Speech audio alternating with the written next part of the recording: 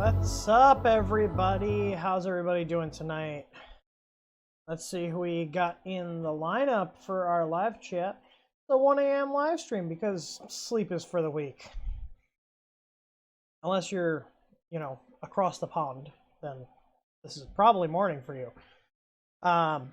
Let's see. We got Jake from State Farm, Sean Cronister, 3D Medic Vince, and Bill Blight, and Matt1UK. What's up, everybody? So I've got a couple of boards that we're doing tonight. I got one where the fan FET blew, and I got another guy that shorted out his 5-volt rail, so we're going to be replacing a MOSFET and a 5-volt regulator. So I'm going to jump into that and show you guys what's involved with that. The MOSFETs are pretty easy. The regulator's a little more of a pain because of its size and pin count. I'm going to trim off my solder wick here so I got a fresh end to work with when we start. So we're going to be using my favorite chip quick stuff. I got my Hako preheated, my fume extractor going, so you guys will probably hear that in the background. And I'm going to set my mic to omnidirectional. So hopefully you guys should be able to hear me when I'm over here. So let's just do an audio check. I'm talking. Let's see here. I'm just going to turn it up a little bit so my gain's a little higher. And we're looking good on the levels here. So let's switch over to my scope, and I'll show you guys what this damage looks like. So if you short out a MOSFET, you get a tiny little hole in it. If you see here, it's gone. So we're gonna put a new one on here. His layer fan wiring had a short.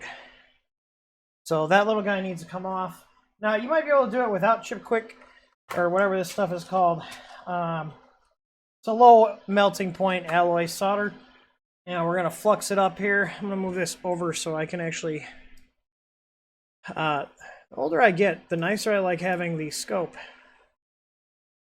Not that I'm that old yet, but still old enough. Alright, let me just resize my windows here. There we go. Alright. Let's go ahead and put some flux on here. We're not going to go crazy. Just enough to cover our legs there. I got my tweezers here ready to go. Let's go ahead and get some alloy on the pins here. Come on, there we go. Hardest part about doing this stuff is not touching other things next to where you're working, because we don't want to get this solder on here. So I usually like to agitate it a little bit just to make sure that this stuff is mixing with the existing solder on the board.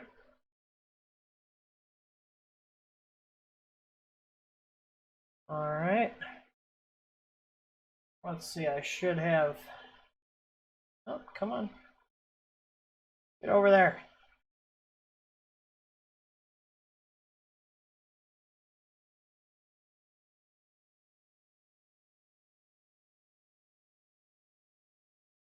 And as you can see here, it's starting to move on me, so go ahead and grab that with the tweezers here. There we go. And let's go ahead and clean those pads up.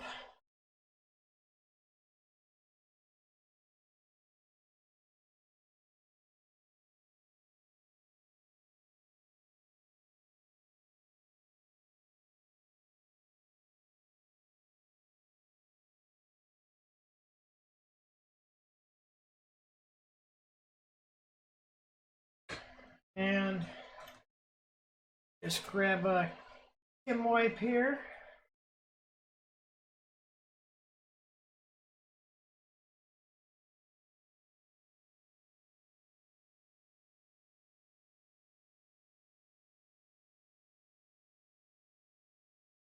Let me get some IPA.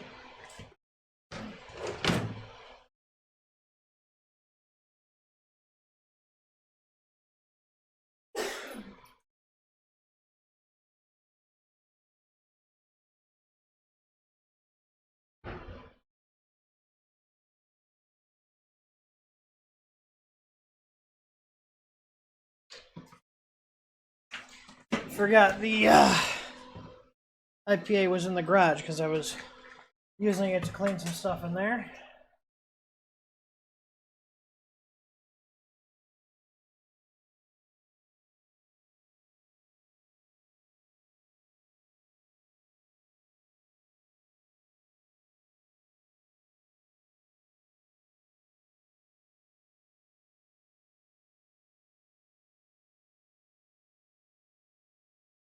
I still see a little flux by the servo screen there.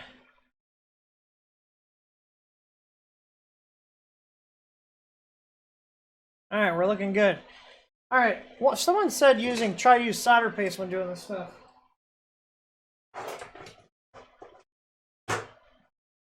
Which I thought I had. Yes, I do. Let's see if it's any easier to do this with solder paste instead of what I'm usually using.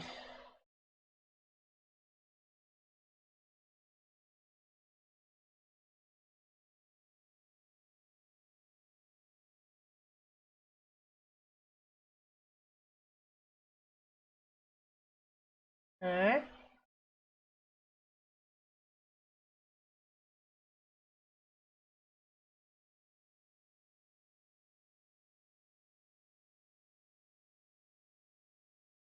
Not sure if that's too much or too little, but we can always take it off. All right, I was like, I had got a FET out to put on here from my spare parts here.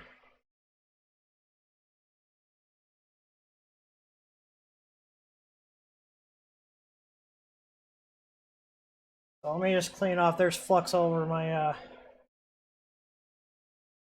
things here. Check to make sure the 3.3 volt triggers correctly still. Well, I'm going to see if it turns it on and off. We'll see what happens. So I usually will test that right when we get the new one on. I haven't had one yet that I haven't been able to fix from a short. So we'll see. We'll see if this is the case. But basically what happened was the leads on his fan broke off of the fan because they were flexing, and they touched while it was on, and we got a dead short.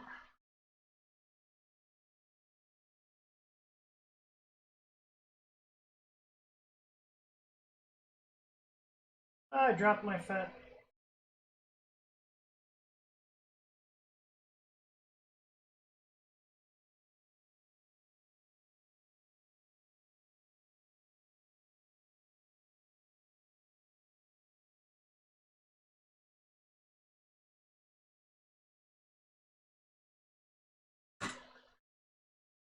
All right.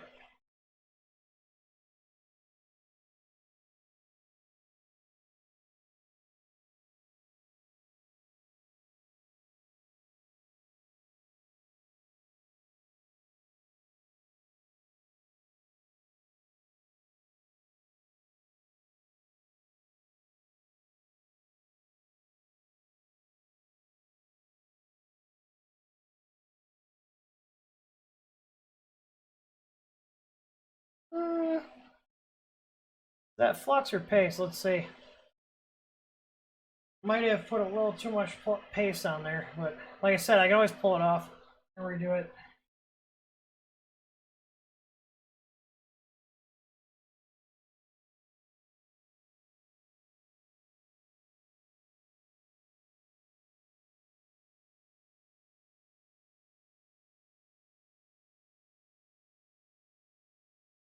Oh, that's soldered up good.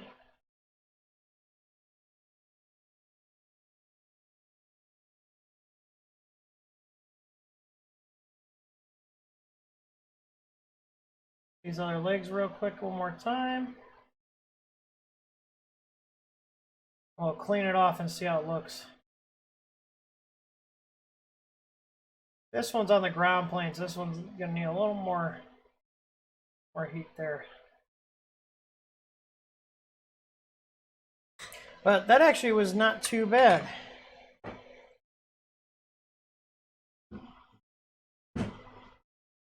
where's my toothbrush? Here it is.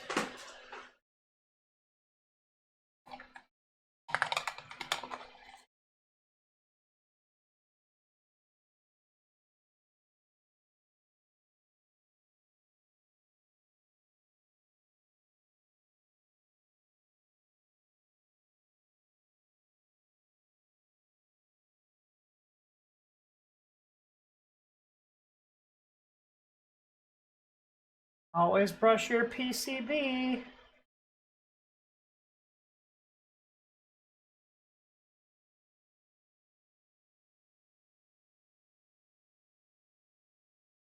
Oh, you know what else I just noticed?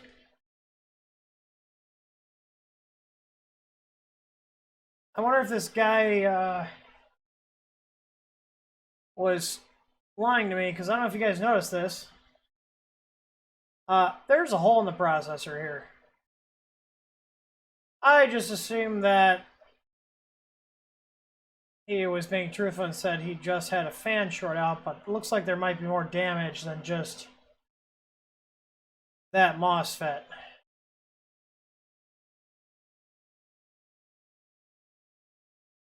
And this is why I record all the videos of them being open, because I took a video of this, and if for some reason, I'll be surprised if this works, because that's damage to the CPU resulting from a thermistor short.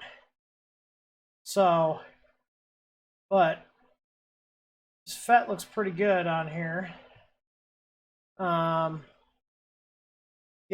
I'm gonna pull up the video. I can't show you guys the video because it's got our customer's information on it, but I did get up real close with the camera. I wasn't looking for a shorted CPU, I was looking for a shorted MOSFET. Let me see, videos, returns, here we go. Oh yeah, look at that. There's CPU damage.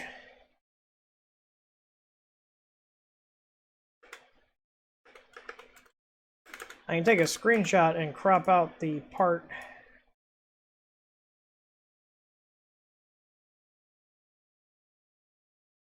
Let's see here. We record all of our returns.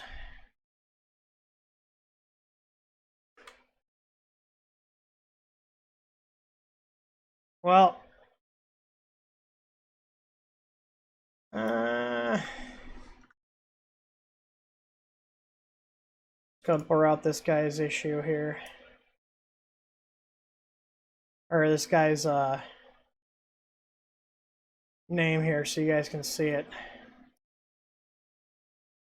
Cover your ass.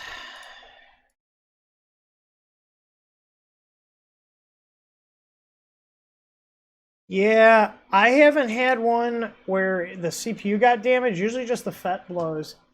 But here we go. Let me switch over to my TV here. So you guys know I'm not bullshitting you. Here's this board. You can see right here. This is a screenshot taken from the video. You can see here, there's a blown FET. And if we look right here, there's damage to the processor.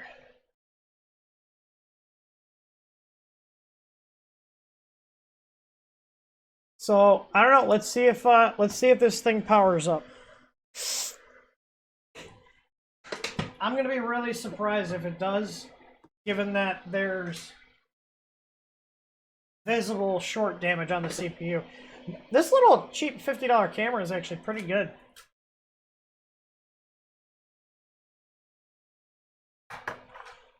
I guess I need to be very careful looking at all the returns, because that's not good.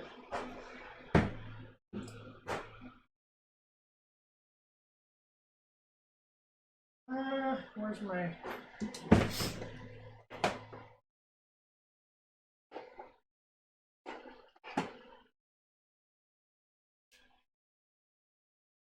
It was Mr. Beardrum. No. Not gonna say the guy's name.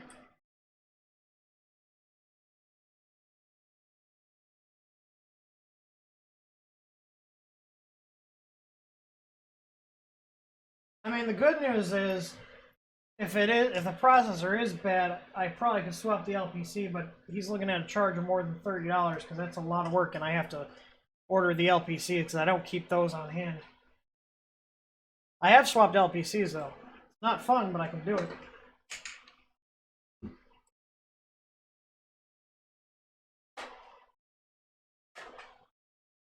Hey, look at that! I got a fan for testing.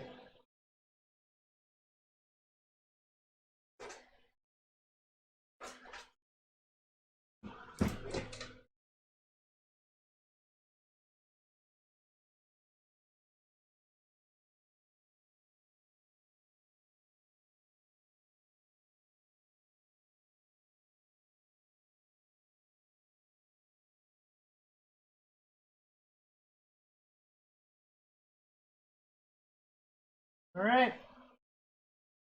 I grab my bench leads here.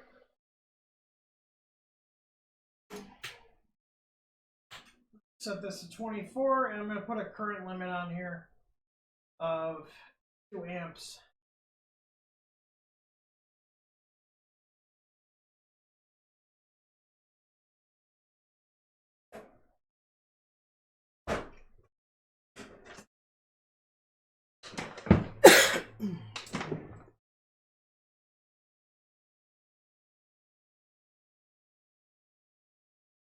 Get our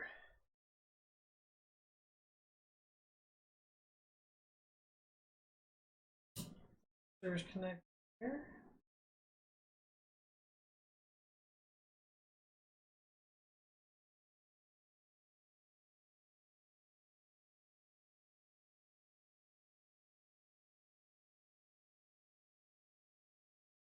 Only 0.3 amps, but just shutting down.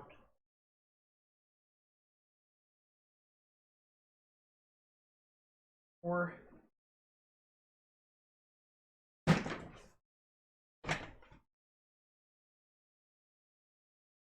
like, I don't know if the guy thought I wouldn't notice that there was a hole in the processor, or he just didn't notice himself, but I'm kind of aware of that kind of stuff, especially when I'm getting in this close to do a repair.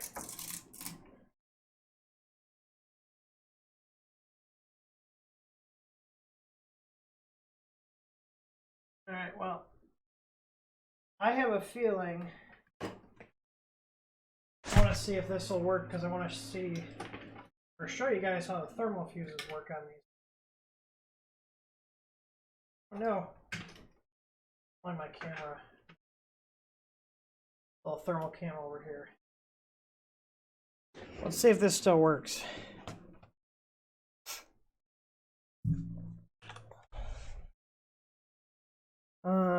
It was called Seek. Do I still have the program on here? Hang on, OneDrive.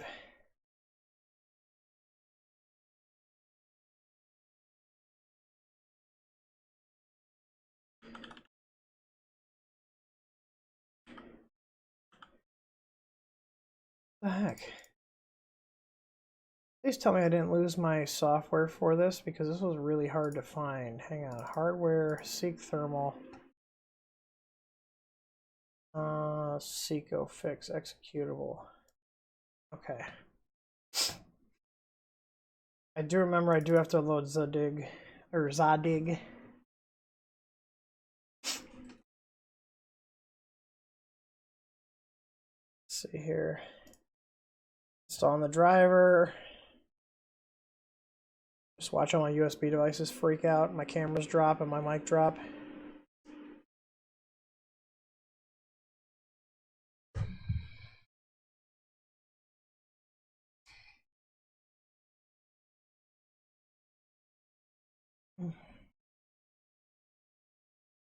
I didn't realize I haven't used my camera in a while, so that would probably be why I don't have the program on here.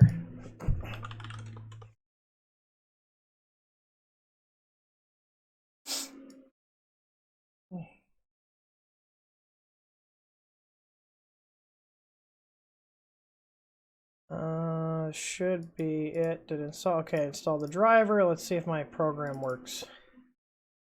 No seek thermal devices found. Let's try unplugging and replugging it. Nope.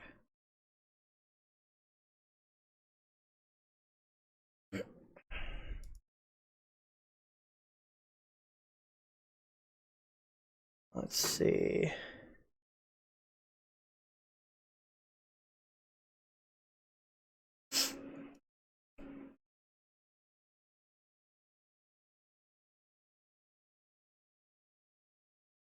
I can't remember exactly. Oh yeah, that is it. Okay. One more driver for WinUSB. I should be able to use this. All right, let me see. Install driver.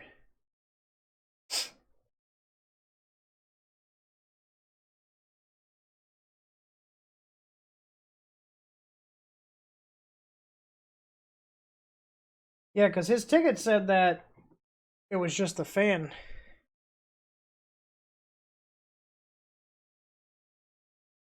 Let's see here. 24706.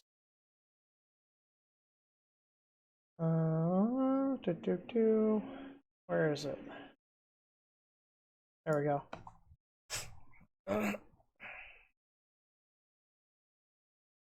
Yeah, he's word like quit working after a short one of my fan connectors.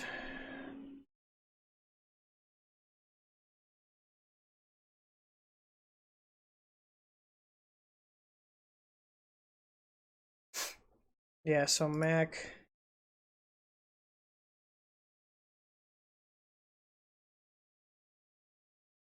I'm just checking pictures. Yeah, so I wouldn't have known that that processor had a hole in it until it got here because none of the pictures showed it, just the blown FET. Want to make sure we didn't screw up too. Tell them to send it back so we can try to fix it.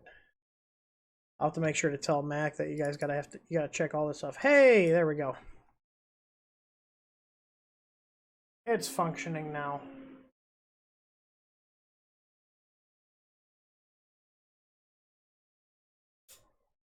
That's what we should see. I'm assuming we're gonna see the 5-volt fuse up there. Okay. Looks like I rotate the head there.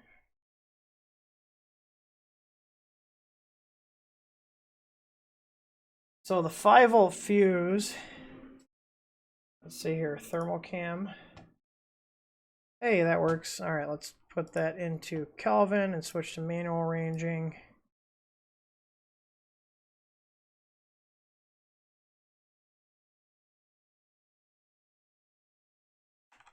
Okay.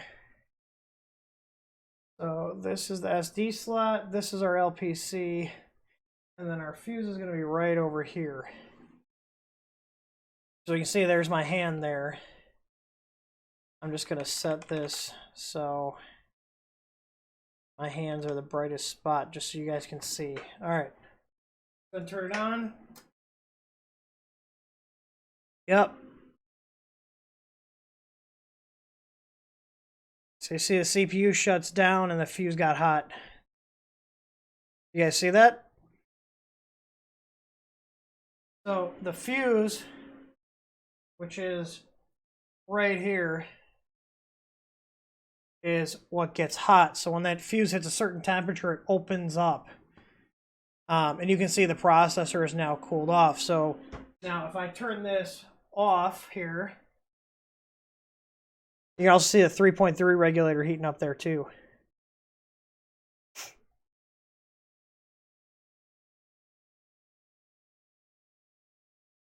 Yeah, so this will, I could probably replace the LPC on here, and that might fix it, but I'm gonna have to contact him and see if he wants me to do that because it's gonna be more than just the $30 we quoted. It's kind of our flat fee if there's one little component that's bad, but I'm gonna have to order an LPC to repair this if he wants me to. That 5-volt regulator is toast. So here, let's see. So my our baseline, our lowest displayed temps are 30C, and I'm going to put the max at 60 here. You guys can see this. I turn the power back on.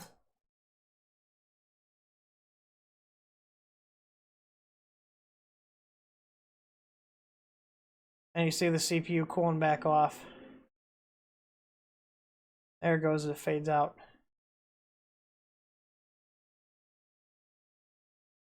Yep, so, well, there's that one. Let's take a look at the other one I have.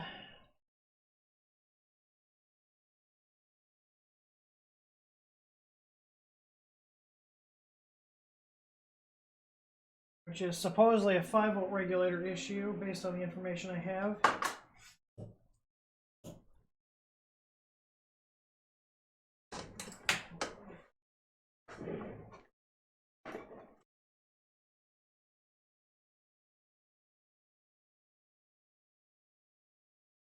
So I have a new regulator here. I'm just going to set this in my little component part.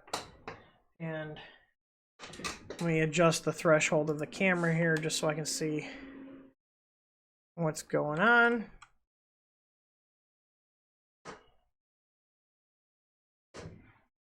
Let me rotate this. Transform, rotate 180. There we go.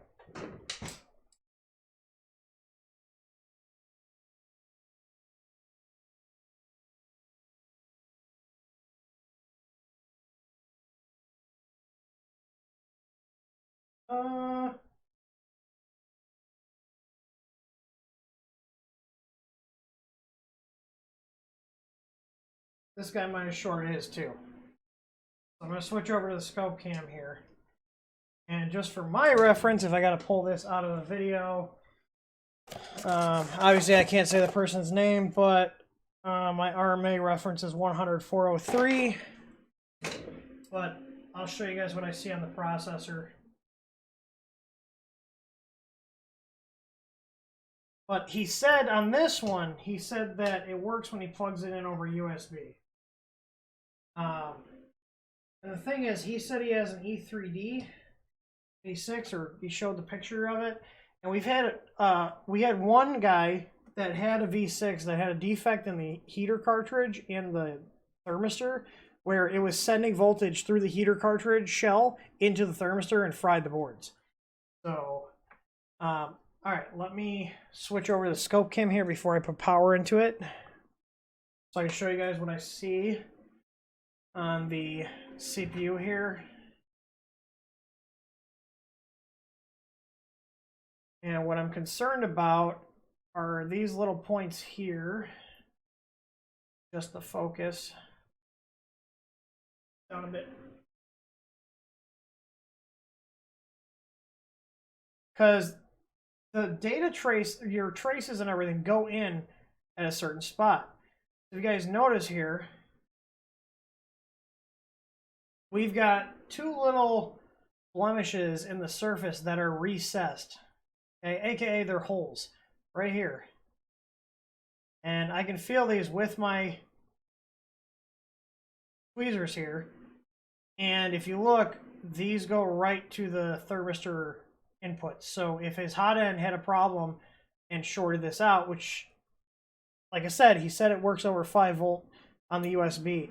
But seeing this makes me very skeptical. So I'm going to try powering it off of the bench supply and see what it does. And then just wiping this off with isopropyl right now. Just see if those look any different. And then, yeah, you can see there, look at it. Those are clearly recessed into the processor. So something happened to this board.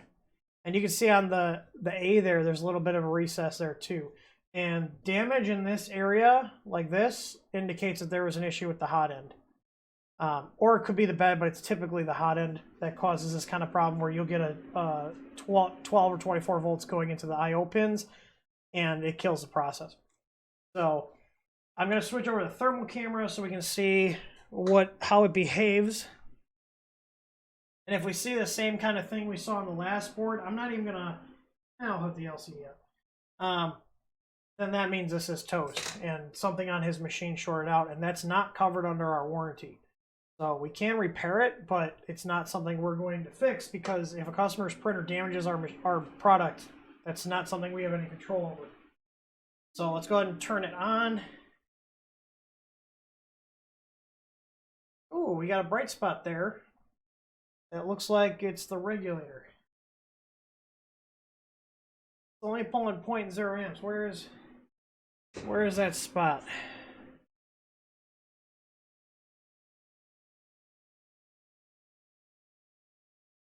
Gotta isolate that there.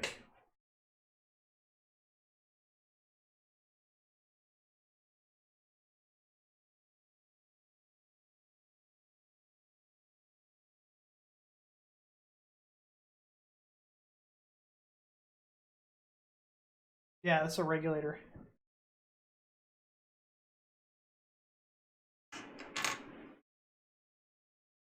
Alright, so let's see if I move the jumper over to USB, what happens. Now, we're not seeing the fuse heat up, and we're not seeing the fuse heat up, and we're not seeing the 3.3 regulator heat up. But those two little divots in the CPU are concerning. Because he said that what happened was he was running a temp tower, and as soon as he hit 250C, he got a thermal issue. He got a thermal runaway. So I'm assuming that something happened with his hot end that sent voltage into it, which we've seen. Because the guy that shorted out 3 boards, he actually sent me. Where is it? I have it on my desk here. Wanted to thank you for spending your time to help me troubleshoot my printer issues. You provided a service rarely seen today, regardless of it being completely my 3D printer's issue. Even though you did not have to replace my board, you did give me a discount. I really can't thank you enough. Sincerely, the 3 board guy, aka, and then he put his real name, because he went through 3 boards. It ended up being his hot end. It was a V6, and it only showed it only started sending voltage into the thermistor lines at temp. So, do I have a USB extension here? I don't have one handy.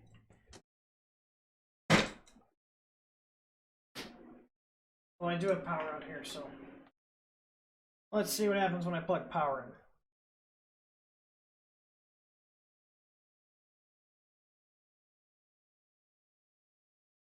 in. I am getting LCD output.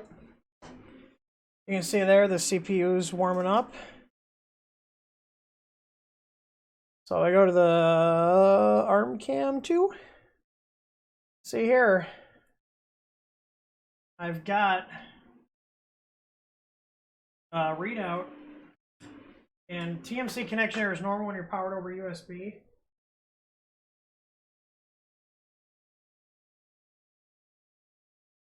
So the bed's reading 19. And this is reading 18. So even though there's damage on that processor, you might have got lucky.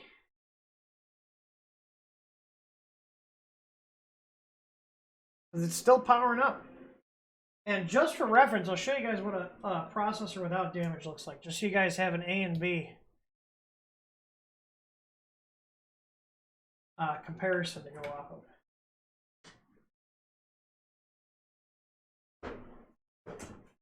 So this is actually a board that I swapped the LPC on.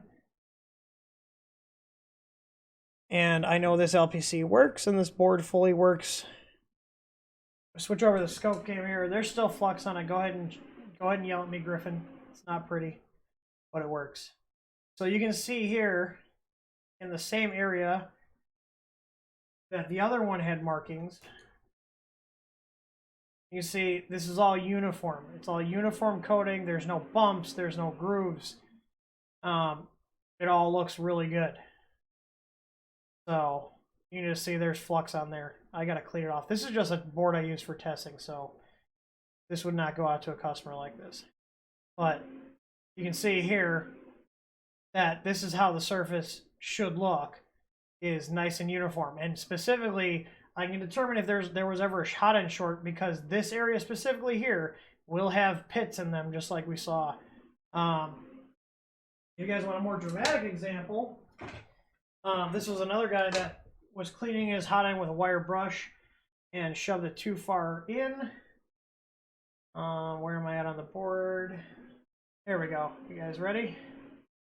There we go. See? Same area. You can even still see the A right here. But you can see he had a much stronger contact of the 24 volts going into those pins. So the better the contact is, the further the extent of the damage is going to be. But again, like, if you have a problem on your machine that kills a board, whether it's ours or other people, like, they're not, like, we're not going to cover it, they're not going to cover it, because that's an issue with the machine damaging a part. So, actually just clean it. Man, that was really dirty. I'm just cleaning this off so you guys can see a better view of it without all the smoke damage from it. And once it evaporates, so you'll see here, it's right by the same spot. There's that A and the end of the part number. And you can see here, the traces for the thermistors go right into this area of the die. And when you send the higher voltage in, kills it. Now, this is an extreme case. Like, there's very clearly a crater. You know, versus this board here.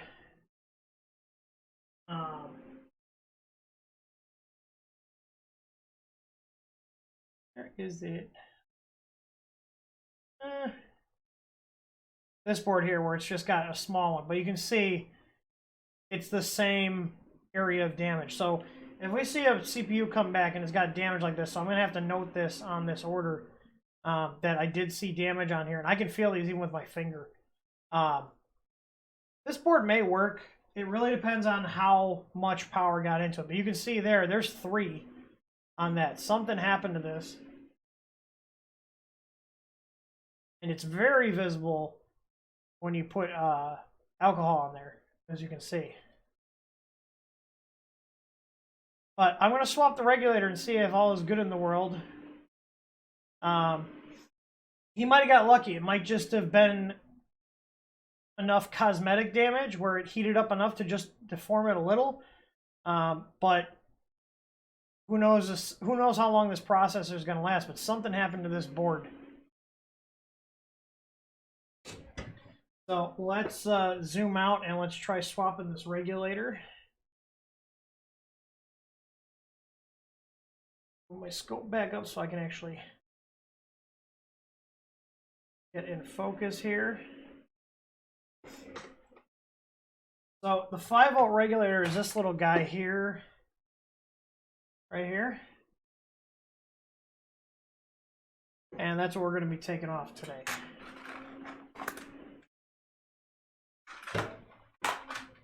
So I'm actually going to get in a little closer on this one just because I want to make sure these legs are damn near perfect when I do it. Griffin, what are your thoughts on the damage, or the damage to this processor? What's your hypothesis? Hypotheses. Blocking my focus here. There we go. All right, so let me disconnect my bench supply wires here. And let's get flux on there. So I can get our alloy solder in. Oh, forgot to heat up the iron. That's okay, it doesn't take that long.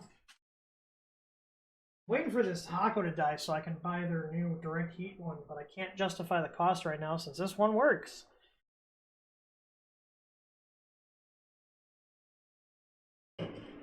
All right.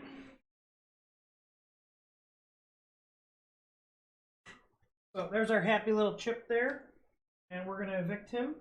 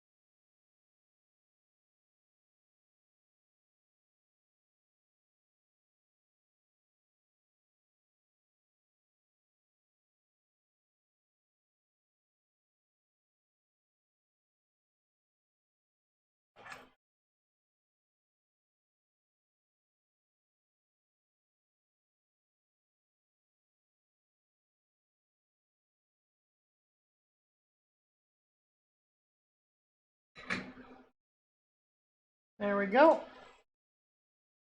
As Dave says, we're in like Flynn.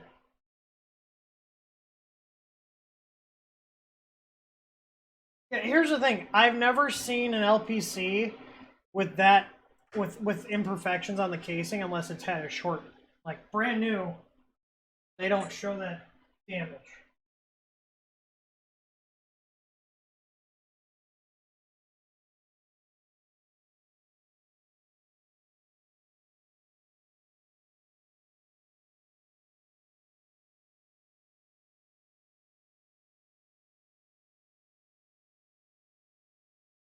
Let's see. Let's see if replacing the regulator is going to fix this.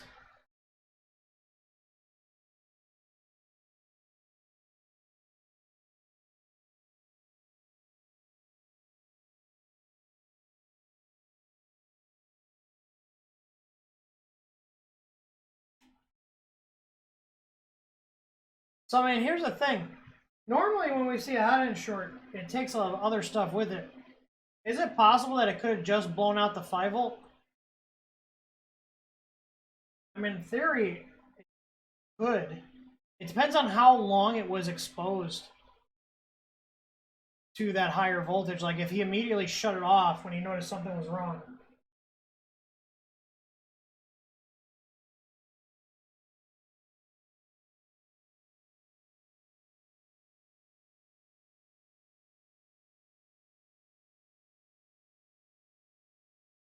These Kim wipes are nice. Thanks for the recommendation, Griffin.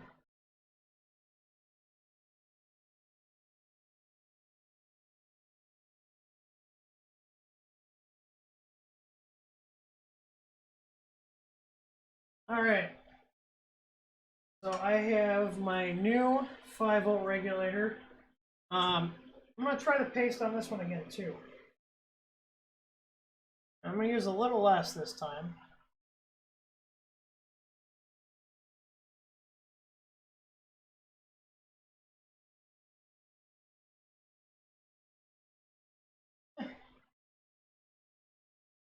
Well, it should unbridge when I solder it.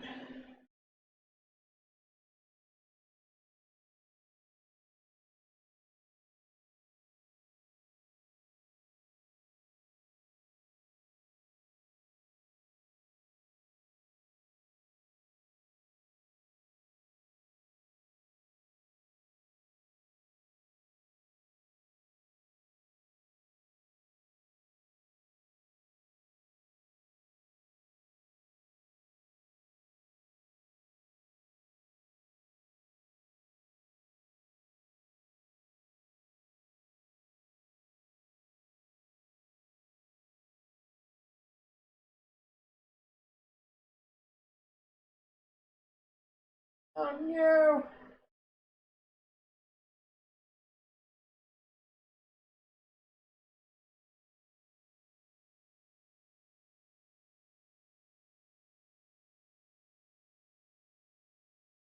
There we go.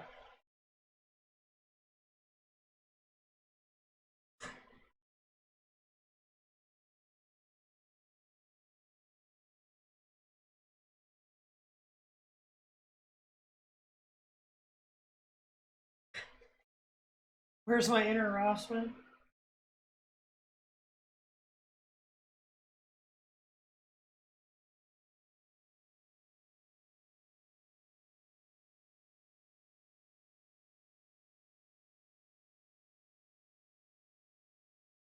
I need to get it centered a little better. You know what? Hang on.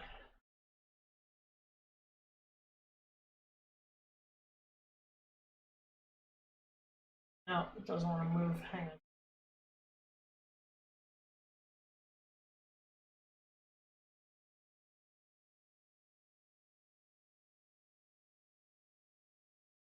You notice they want to like go to the pads.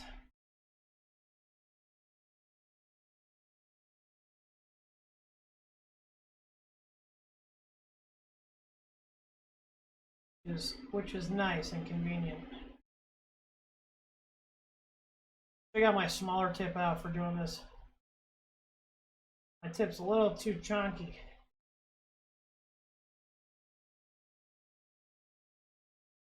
I hate doing these regulators, they're such a pain.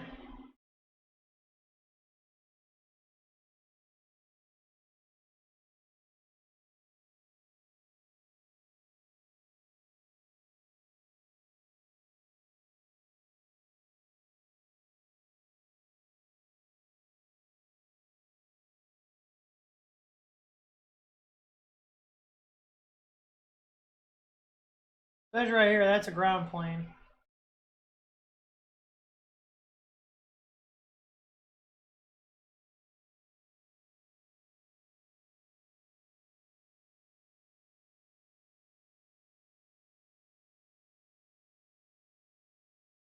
Yeah, I see that. I'm well aware. Ah, no. No. Stop moving.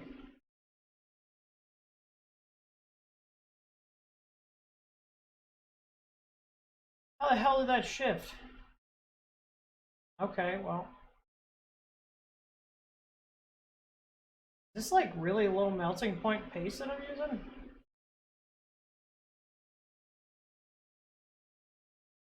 Fine.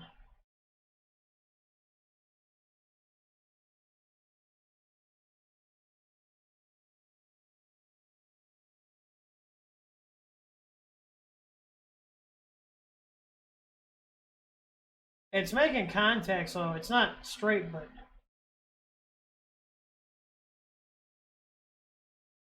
it'll still work. Yeah, I hate when they slide out on me. That's why I hate doing these regulars. They're such a pain.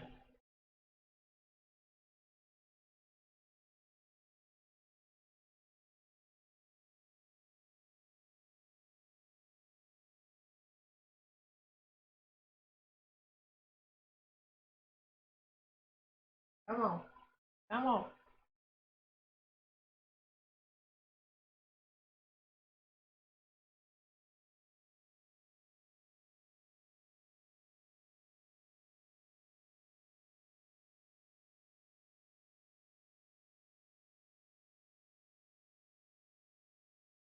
See paste in between these two legs here. I need to get out. I'm gonna have to put some flux on here. What's the melting point?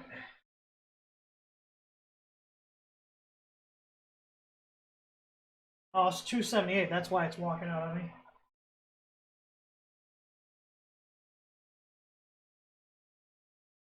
We get some flux in here. Flux always makes everything better.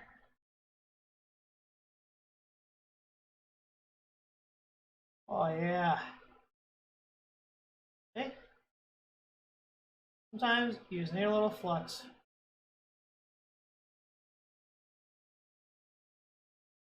There we go.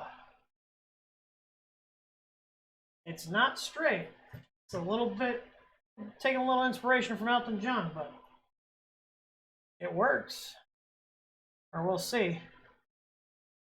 I know it's going the right direction, but let me just hit these pins here.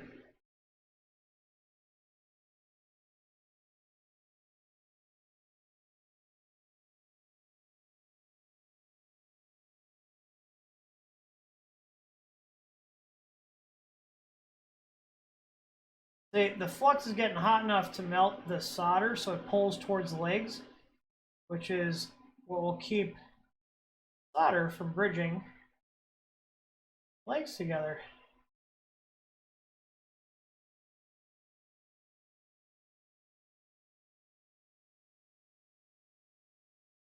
And if you guys see, it looks dull because it's lead free. All right. So it's crooked, but they're all attached, which is good.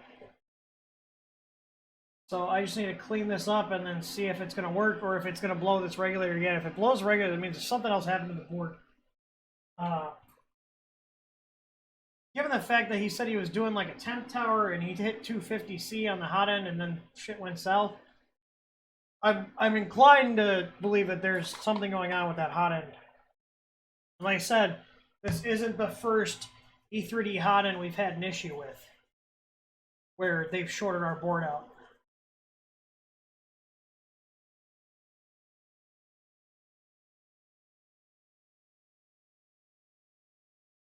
I'm using all Griffin's trips. I'm using the Kim wipes tonight. I'm using this is my Flux toothbrush. I keep in my drawer just for cleaning off Flux.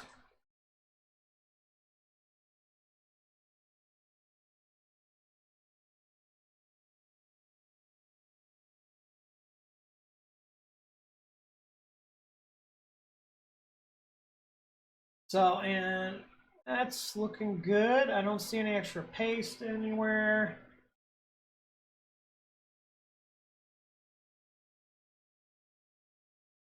Yep, those are all soldered on there.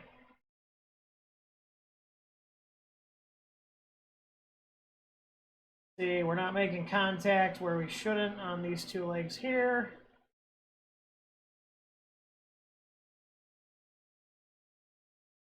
That side.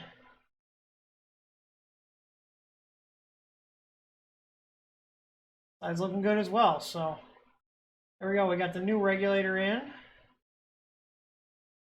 I said it's a little crooked, but you know what? As long as everything's connected, it's all that matters there. Well, lower left, did it leave a bridge? No, it didn't. But even if that bridge from the bottom right leg here to here, this is connected with a trace.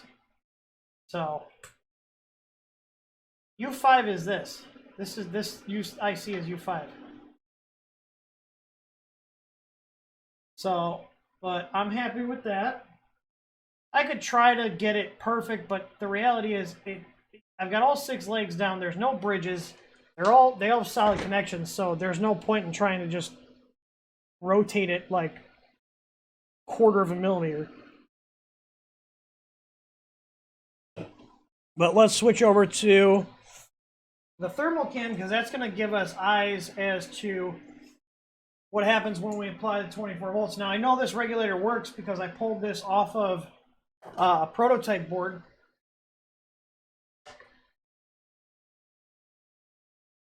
I know it's a known working regulator. And the reason it was one of our early prototypes that was used for electrical testing, so, and I tested the output before I pulled the chip, so let's see what we got here. You guys ready? Let's go ahead and turn it on.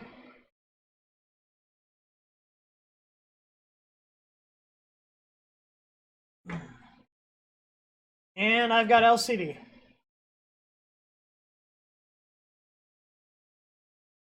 So there we go. It's running. So if I'm adjusting the scale here. It's not like the board's not heating up super crazy. I'm just adjusting the scale that this is showing here. But that's a successful repair right here. You guys look. Ah. There we go.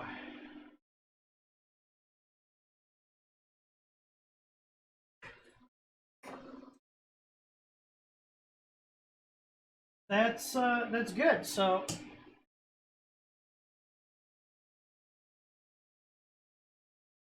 now I have one other thing. If you guys want to stick around, so my wife, if you guys want to see a random electronic project, it's a pretty quick one.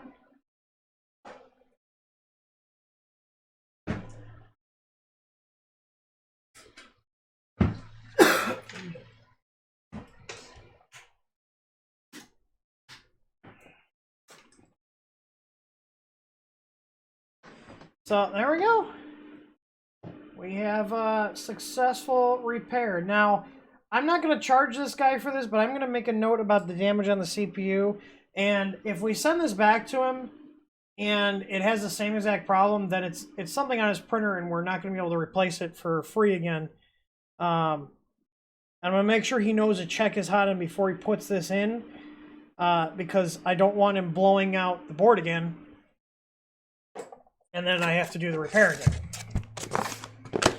So one of the things is not only figuring out if we broke something or we have a defective product or if they broke something, it's mitigating further damage regardless of the cause, because if I send someone, let's say someone broke, let's say someone, fried the board, okay, because their hot end had issues. And we were like, okay, well, screw it. We'll just send them out to replace it, even though we know there's a chance it's their printer, but whatever. It's going to blow it out again. So if we don't try to take the time to educate them on what could be causing the issue, they're just going to keep blowing boards out, and it's just going to waste their time and money and our time and money. So one of the things I want to make sure that myself and our other guys are doing here is getting as much information as we can and trying to isolate the issue and what actually caused the failure in the first place, because there's no point to just swapping out hardware if the machine's going to keep blowing out that hardware. So but yeah, that's a successful repair. So like I said, when we have cases like this where we suspect there's something on the customer side, we'll usually exchange it out if we don't have anything clear that was like, yeah, this broke it. But we'll just be like, okay, well, we'll do one on the house, and if the same thing happens again, well, then there's obviously something going on with that machine, and I feel that's fair. So, John Town, how do you go about Diagnostic repairing a board that works except it doesn't take any data, USB data input, LCD works, preload firmware works, USB power works? I would say try a different computer and USB cable and look at the port, because you could have an issue with the port. Well, since I just want to get this done, I'm going to show you guys this. This is going to be used in a little clock that my wife bought me, because I wanted a clock for the garage, and I just like casually mentioned, I was like, hey, since I'm actually using the garage more since I organized it, you know, I could use a clock out here, and she got me a flip clock for Valentine's Day. So let me show you this. And the only thing is, it takes C batteries, and I don't have C batteries. So it's pretty cool. It's not a Nixie tube clock, but I like these style too. They're different.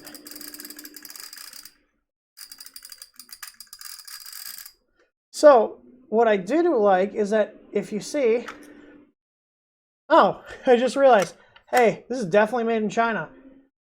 Opni. That's not the brand name. That's open spelled wrong.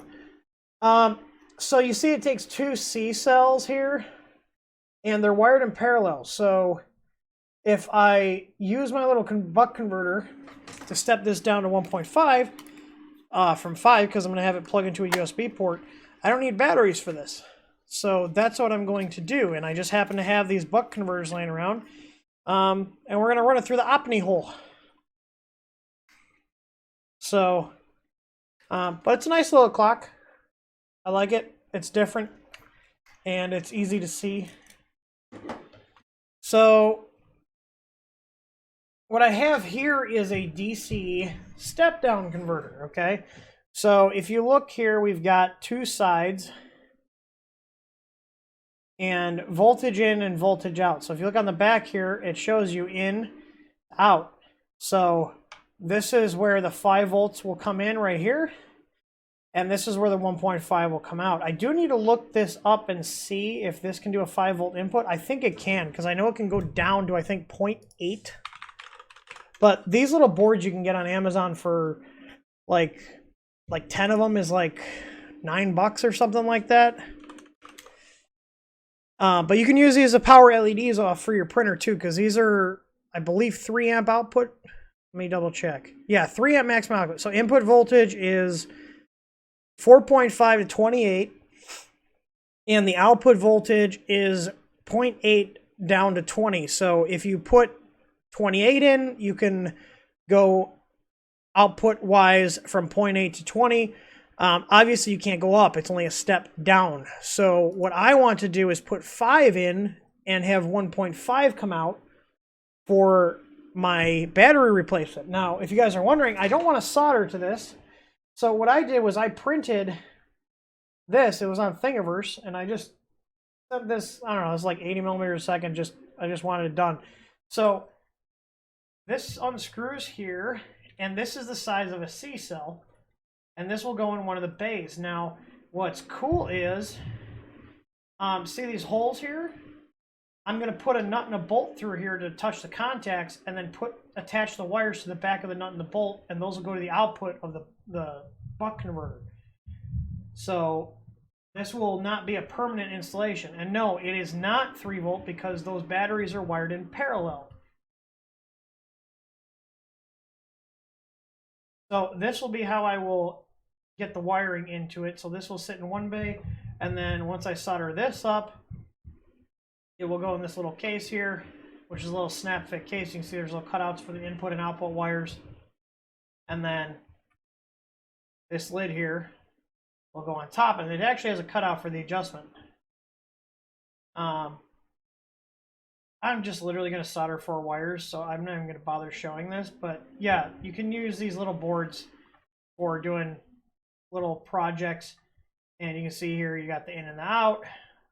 And if you notice, the negative is just passed through. So you actually could just tie your negative right to the negative coming in instead of passing it through the board, or you can pass it through the board.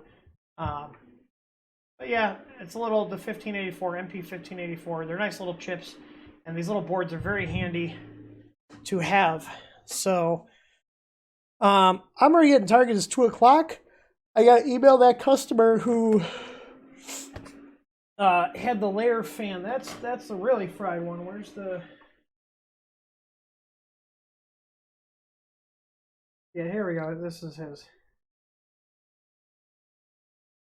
So I'll have to let him know what happened here, because something else shorted. Given that burn is a little further down on his, so let me just show you guys this for comparison. So this had an issue with the layer fan.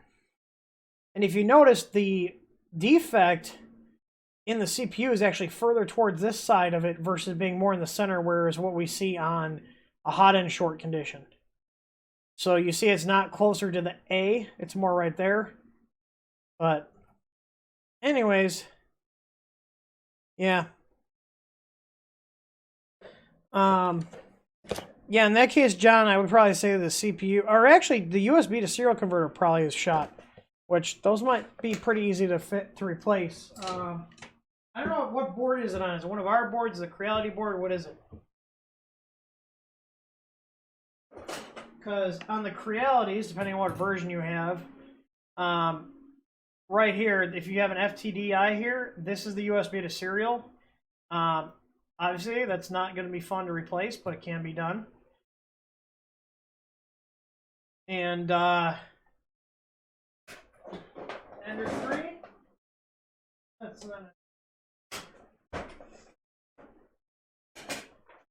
there you go, Ender 3. Some of them have the FT232Rs here. The later ones have the CH340. But again, like, it'd be easier to replace this on that. It's not really, like, I probably wouldn't spend the time replacing it on one of these. I've got so many of these boards laying around. Like, this is a fully functional board, and this literally just sits in my drawer. So, and actually, I'm pretty sure Creality uses, yeah, look at it. That's the same chip that's on that little step-down board. So this is Creality's 5-volt regulator, and that's the same chip that's on that little cheap converter board I got from Amazon that I'm going to use to power my clock. Same chip.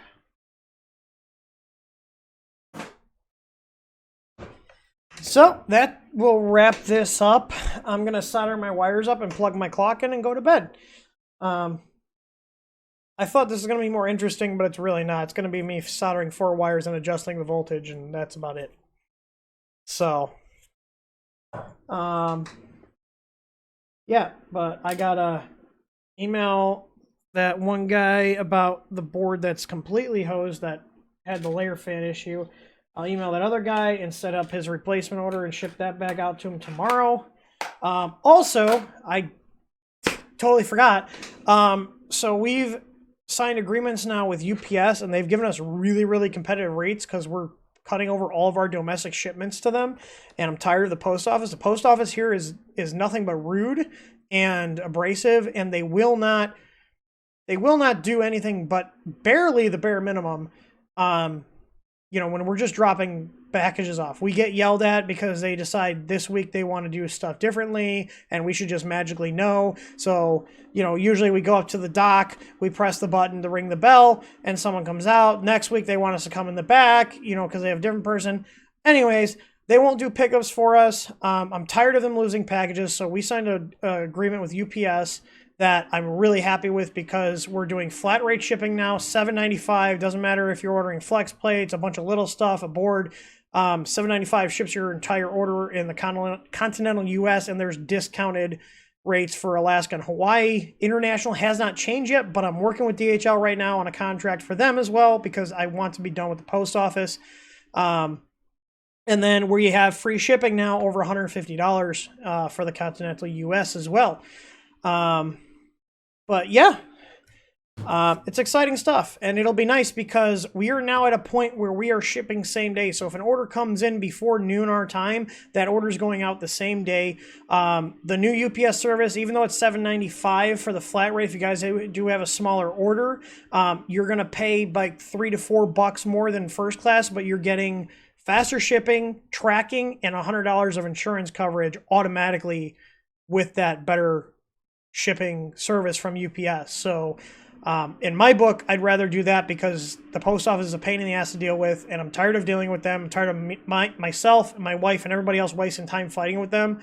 UPS wants our business. They're going out of their way to make sure that we're happy. And personally, I've had really good luck with UPS. And we have an awesome rep that handles our account. So if we have any issues, I literally have somebody that has come by multiple times to make sure that things are going well and we have everything set up correctly.